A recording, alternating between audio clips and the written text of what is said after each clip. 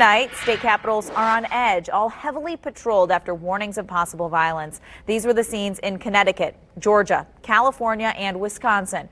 National Guard troops and police lined the streets to prevent a repeat of the violence that erupted at the U.S. Capitol less than 2 weeks ago. Small groups of right-winged protests gathered outside the fortified state houses around the country.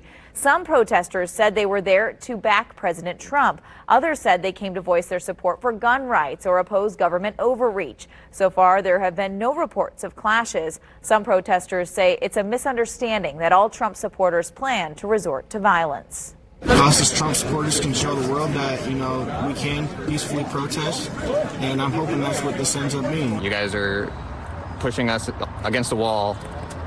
We're begging you to listen. We don't want a war. We don't want people to die. We don't want violence.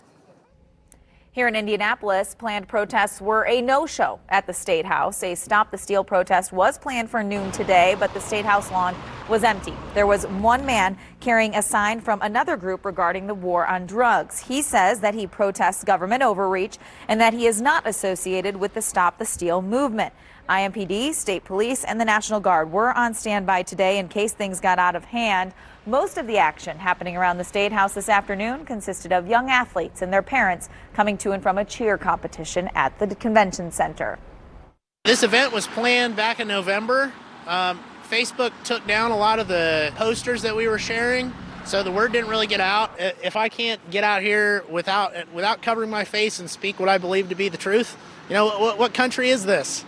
This is America. Governor Holcomb announced last week that the State House will be closed to the public on Tuesday and Wednesday, and lawmakers will be out of office all week.